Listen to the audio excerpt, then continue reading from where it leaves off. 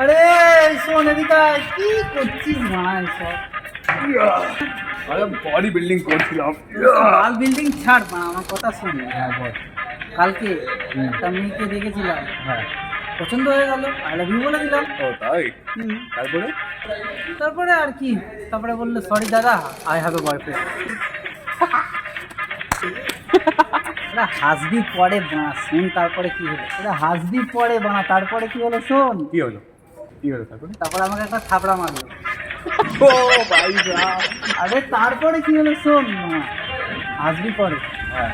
তারপরে আমিও একটা থাপড়া মেরে দিলাম। কেন মারলি তুই? তার কারণ ও আমাকে বড় দাদা বলে ডেকেছে, এবার বড় দাদা হয়ে ছোট বোন প্রেম করছে শুনে শাসন করবো না, আমি ভালো করে দিস একদম।